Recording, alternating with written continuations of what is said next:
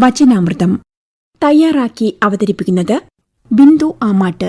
ഈ വർഷത്തെ ക്രിസ്മസ് ആഘോഷങ്ങളുടെ കൊടിയിറങ്ങി എല്ലാവരും പുൽക്കൂടുകളും നക്ഷത്രങ്ങളും മറ്റു തോരണങ്ങളും അടുത്ത വർഷത്തേക്ക് വേണ്ടി മാറ്റിവെക്കാൻ തുടങ്ങിക്കാണും.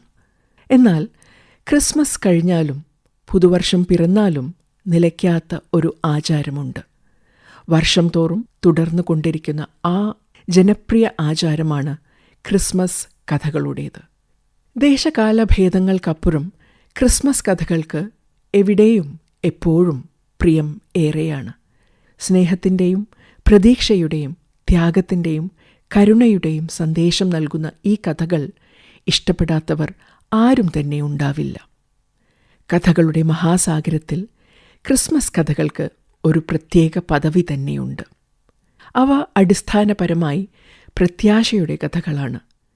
ദൈവപുത്രനായ കുഞ്ഞീശോയുടെ കാലിത്തൊഴുത്തിലെ ജനനത്തിൻ്റെ കഥ തന്നെ അതിന് ഉത്തമ ഉദാഹരണം.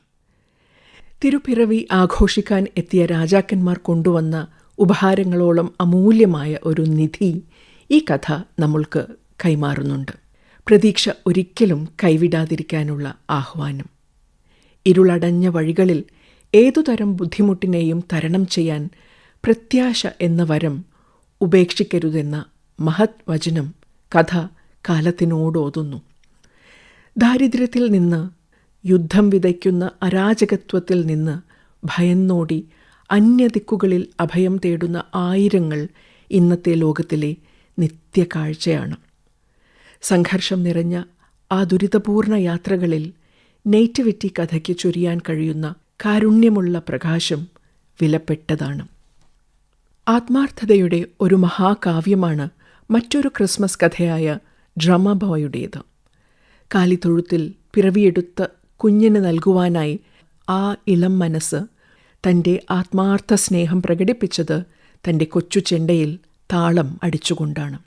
എനിക്ക് നൽകുവാൻ കഴിയുന്ന ഏറ്റവും നല്ലത് ഞാൻ നൽകി എന്ന് ആ കൊച്ചുബാലൻ പറയുമ്പോൾ വിനയത്തിൻ്റെയും സ്നേഹത്തിൻ്റെയും നക്ഷത്രങ്ങളാണ് ആകാശത്ത് തെളിയുന്നത്.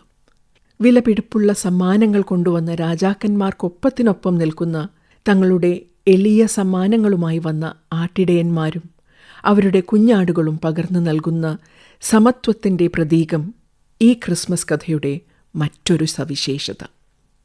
അനുകമ്പയുടെയും സഹാനുഭൂതിയുടെയും പ്രസക്തി മന്ത്രിച്ചു നൽകുന്ന കഥയാണ് കുഞ്ഞു തീപ്പെട്ടി വിൽപ്പനക്കാരിയുടേത്.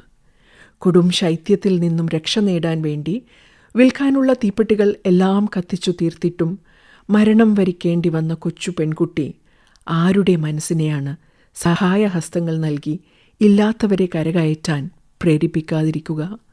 പരസ്പര ബഹുമാനത്തിൻ്റെയും ത്യാഗത്തിൻ്റെയും മഹത്വം പ്രകടിപ്പിക്കാത്ത ക്രിസ്മസ് കഥകൾ ഒന്നും തന്നെ ഉണ്ടാവില്ല. അക്കൂട്ടത്തിൽ ഏറ്റവും പ്രശസ്തമായ ഒന്നാണല്ലോ ഒ ഹെൻറിയുടെ ദ ഗിഫ്റ്റ് ഓഫ് ദ മെജായ്.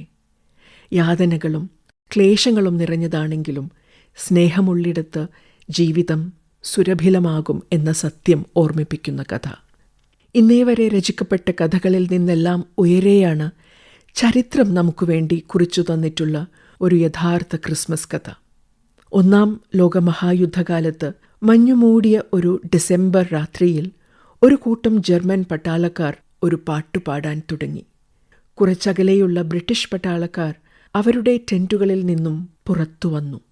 ജർമ്മൻകാർ പാടിയ ഈണം അവർക്ക് പ്രിയപ്പെട്ട ക്രിസ്മസ് ഗാനമായ സൈലന്റ് നൈറ്റ് ഹോളി നൈറ്റിൻ്റേതായിരുന്നു. എതിരാളികളാണെന്ന് മറന്ന് അവരും പാടാൻ തുടങ്ങി. യുദ്ധഭൂമിയിലെ കിടങ്ങുകൾ മറികടന്ന് ആലിംഗനം ചെയ്ത് ആ ക്രിസ്മസ് രാവ് ആഘോഷിച്ചു. യുദ്ധങ്ങളെല്ലാം നിലച്ച ഒരു സുദിനം അന്ന് പിറന്നു. ഒരുമയുടെ സാഹോദര്യത്തിൻ്റെ സുദിനം. ക്രിസ്മസ് കഥകൾ എന്നും പറഞ്ഞും ശ്രവിച്ചും സ്നേഹത്തിൻ്റെയും പ്രത്യാശയുടെയും ഒരുമയുടെയും സുദിനങ്ങൾ നമ്മൾക്ക് വർഷം തോറും അന്യോന്യം സമ്മാനിക്കാം.